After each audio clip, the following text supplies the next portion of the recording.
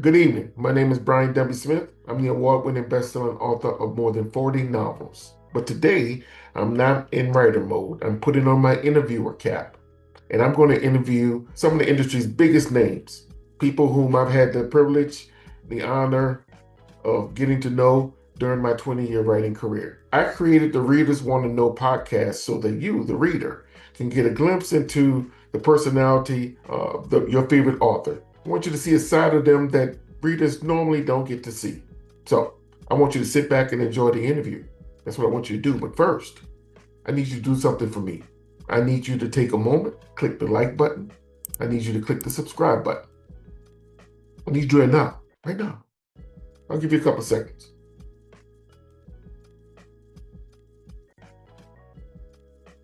You did it? Good. Let's start the interview.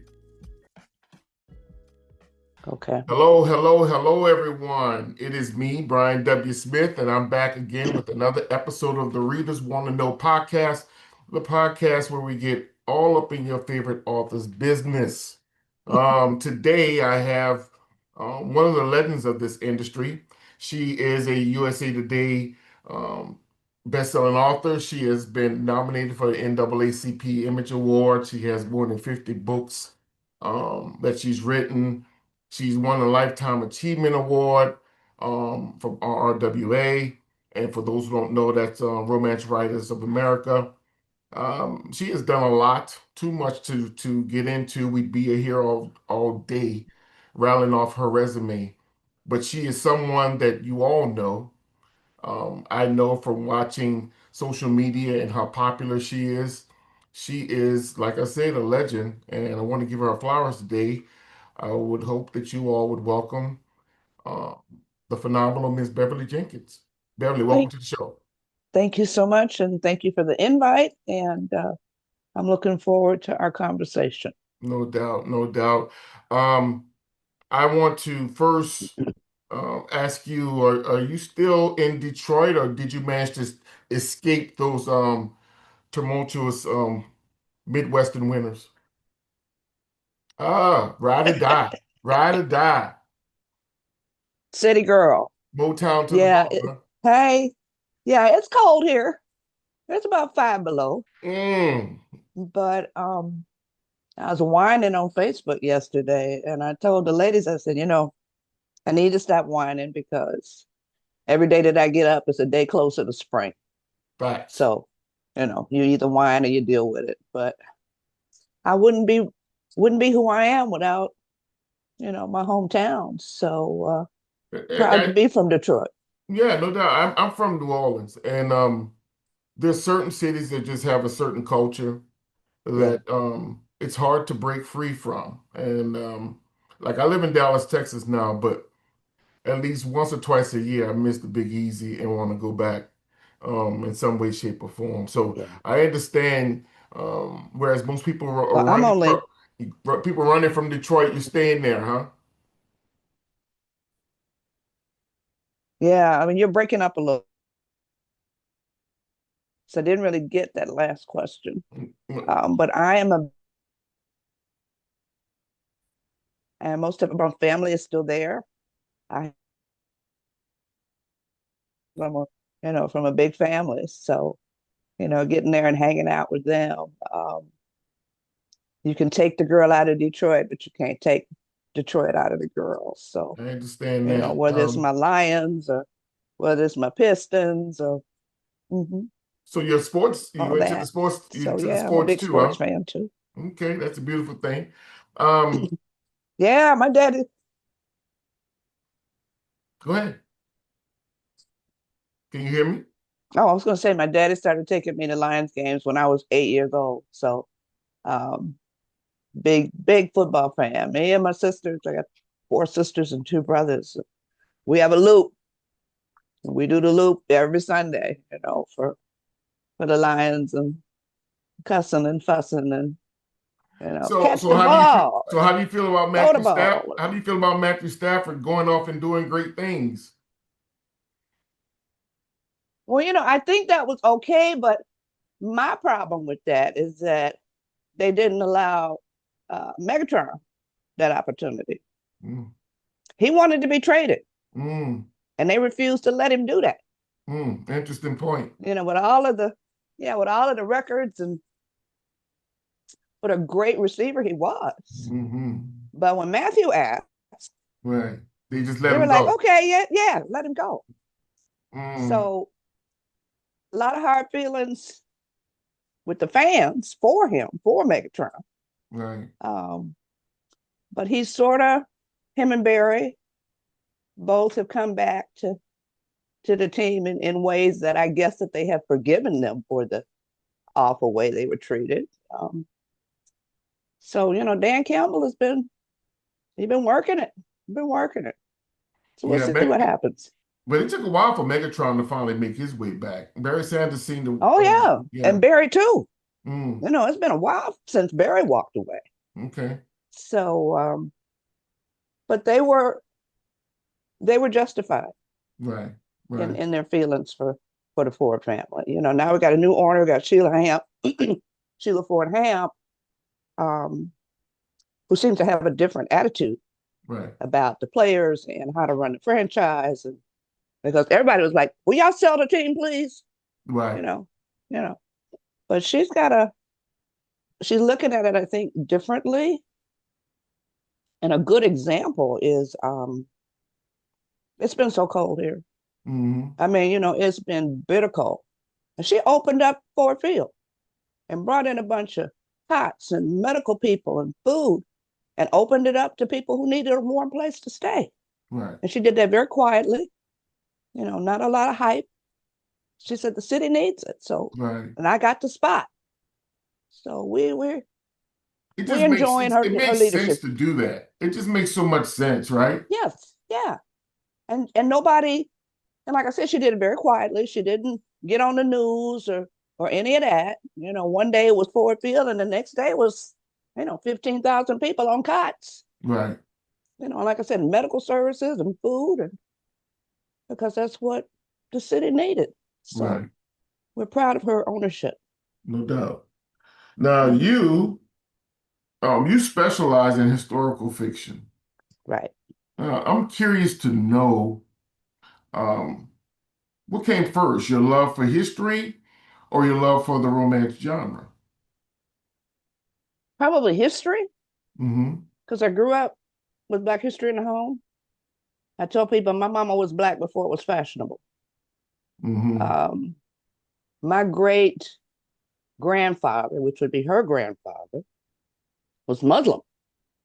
He's a race man back in the 30s and the 40s. Lived in Nepal, did his Hajj. Um, I remember meeting him when I was young. I couldn't have been more than 5 or 6 years old. And he scared me to death because he had this big old beard.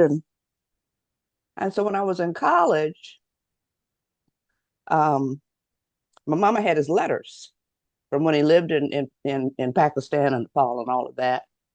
And I was like, okay, it's going to be some great stuff, great stamps and all that.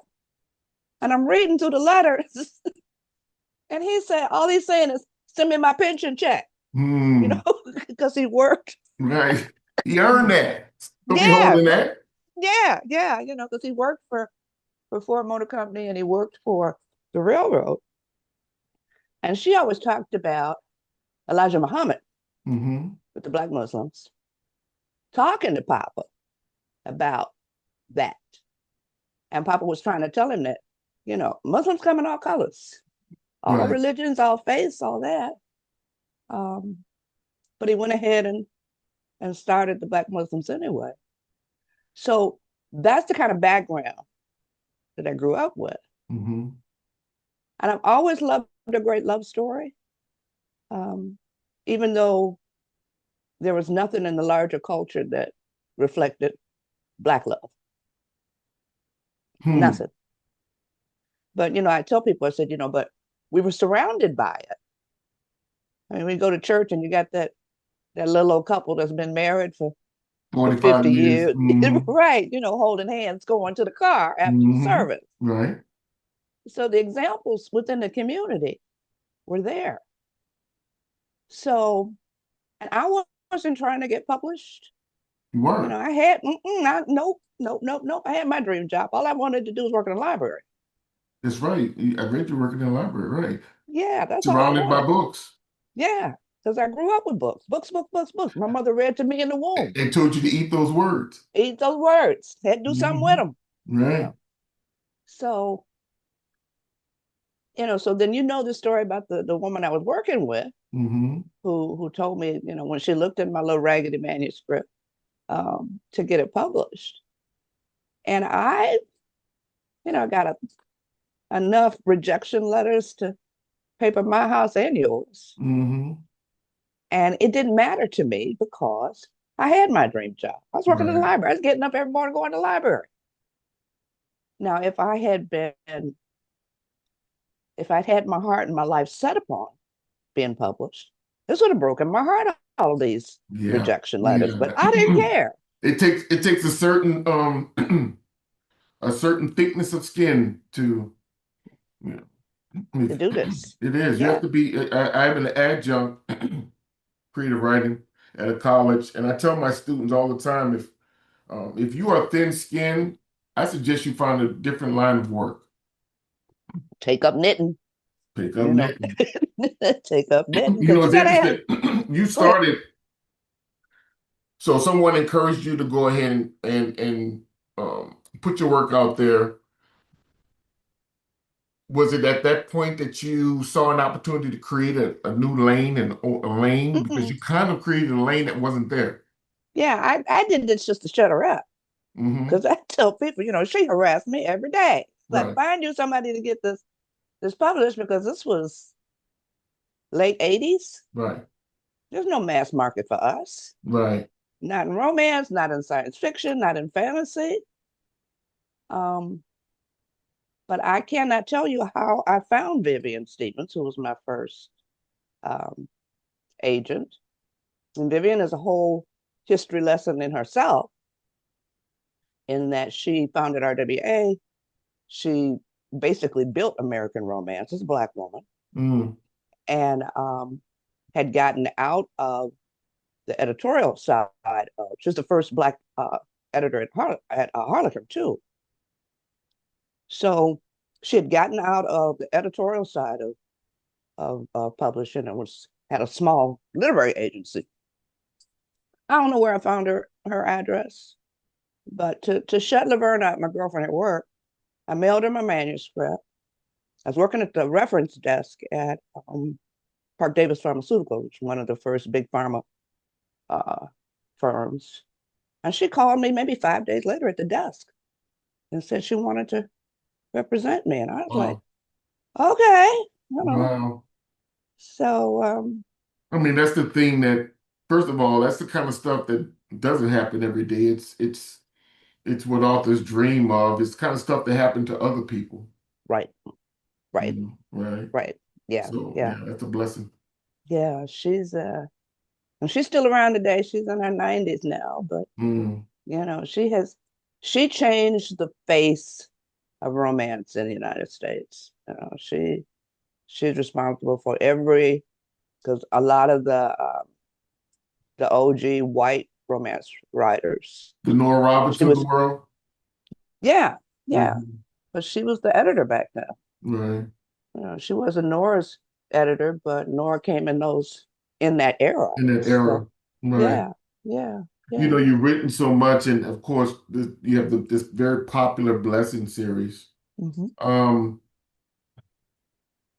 I read somewhere that like there's a push to get it optioned and be on Right, yeah. big screen. I'm it's going to get optioned. We're going to speak that into existence. Well, it's been Uh, optioned. it has been It has been optioned. okay. Um, John Legend's Get Lifted group Okay, all right. has grabbed it along with Deborah Martin Chase, who's probably one of the biggest movers and shakers in Hollywood. She's a Black woman that So I had never. the push is to the networks. Yeah, and they did the pitching last week. How'd they go? Don't know yet. We don't know Don't yet. know yet. But they pitched to Paramount, Peacock, Netflix, Amazon, Wow. um, an onyx, which I'm not real Yeah, I'm familiar familiar with with. them. Hmm. Yeah. Yeah. So, we shall see. And I mean, they're so excited. I'm excited that they're excited, but Would this be the I, closest? Um, Let me back up. Has any of your work ever been adapted to film? no, not yet. Not Okay. yet. Sony, we had a thing with Sony for a while. We had showrunners, we had a couple of drafts. We've been given a green light, and then COVID hit, Hmm. and then that was the end of that. So is that why um, your excitement is a little muted Yeah, because you know how I know how it's a hard it hurry up is. and wait, a lot of hurry up Yeah, and wait. yeah, I know how difficult it is, and I know how difficult it is with a Black project. Facts. It ain't easy out here being green. It's not. So, so muted is a good word. Hmm. But like I said, they were very, very excited, and I'm excited that they was excited. Hmm. Um, so we'll see Yeah, what happens. when you got names like John Legend behind it, that gives it some weight. Yeah, it does. It does. It And a lot does. of times, as you know, um, it's not always about what you know. What you can do is who you know and who's championing your cause. Right. Yeah. Yeah. You know. Um, Deborah, this is her. She got her third Tony Mm, last year with Angelina Jolie mm, with Outsiders. mm-hmm. I didn't know that. I love Jingle Jangle, which is the Christmas thing that they've had on Netflix, and that's Get Lifted. That's John Legend's thing. Um, but people with the track record. Yeah, So we'll see what happens. We'll yeah. see. Well, what's for you is going to be for you. Exactly. Um, that's probably the safest approach. Yeah. What is meant to be will be. Yeah. Um, I am going to before I get into my nosy wheel, what's next for you? Well, I'm changing publishers after 30 years From who to who? from Harper Avon, and we haven't done the contract yet, so I can't tell you who I'm changing to Gotcha, yet. gotcha, gotcha. But we'll hopefully be making the announcement pretty soon. But I grew up with Avon and Harper and William Morrow, and over the 30 years, everybody who raised me there, um, I know is no longer there. Yeah, that right. You don't have to say anymore. Yeah, There's a difference between having that original family and having people inherit you. right, right. And they've always been kind. But there's a They've different level always, of passion. yeah, yeah. They've always been kind. They've always looked out for me. Hmm. Um, they've always supported me. But like you said, it's a different vibe. Yeah, that's real. So yeah, and I've been around long enough where all the babies that I raised editorially, are now in positions of power at the Big Five. Hmm. So we had a small, little war about who's going to pick up Miss Bev, which is nice. Hmm. So Nice to be wanted. it is one nice to be loved. Hmm. Um, Sometimes it's also nice to be feared, Facts. uh, you know, I mean, and it's nice to that's be the truth. both at Yeah, some point. if you can pull off both, you're ahead of the game. There you go. There you go. And after 30 plus years, that buys you a little clout. Yeah, It pays to have options. right. How did we get to you're gone? No, it's coming up. Oh, It's okay. coming All up. I'm right. pulling up my nosy Oh, screen. okay. You got your thing going. Hmm. Okay. I It understand. hopefully it Okay. should pop up here any moment now. Okay. And on this nosy wheel, when I spin it, Ah, there's there a it is. bunch I of see questions. it. You see Okay. it? Yeah, I Okay. see it. All right, all right. So I'm going to go ahead and spin this wheel, Okay. and I'm going to do it 3 times, and let's see if it lands on something um, that you're comfortable with answering. Okay. All All right. right, let's see what we got here. We just want to know what's the best piece of professional advice you've ever received? Treat your readers like they're made out of gold Mm. because they are responsible for me for this 30-year career. Hmm. They help pay my mortgage, they help pay my car, I better act like I know what I'm doing and treat them accordingly. Yeah, no doubt. They definitely are the backbone Yeah. of this industry. Let's see what else readers want to know about you. Okay. Readers want to know, Miss Beverly Jenkins, Uh-huh. what's your favorite movie of all time? Oh gosh. Favorite movie? I don't know. We have so few. Putney Swope, which a lot of people don't know about. Say it again. Putney Swope, Mm. movie that came out in the 70s about a black guy. One of them indie movies that we watched in college, right? Hmm. About a black guy that goes into a big name advertising agency and just turns over all the tables. It's a great movie. I wonder if you can even find it. I was just about to Um, say, look, I'm sitting up and thinking myself. I guess I'm going to look that up after this interview because I want yeah, that and Brother from Another Planet to. Okay. is one of my favorites. Uh, readers want to know which book in your catalog is your favorite. Oh gosh, it's hard to do when you got 60 books. Mm-hmm. It's like picking your favorite child. Yeah. You know you got one, but your mama don't want to say it. Right, facts. Facts. So I'm gonna let y'all look on that one. I'm gonna let y'all Yeah, look on that one. I know that's a tough one though, because yeah, they all have a place and they usually all have a backstory as to why they're written. And that yes. backstory may not be of importance to others, but it was to you. There you go. There you So go. so I Yeah. get I get it. Okay. All right. Just the last one. Last question for you. Let's see what we got here. Okay. This is fun. Readers want you to tell us about your first fist fight.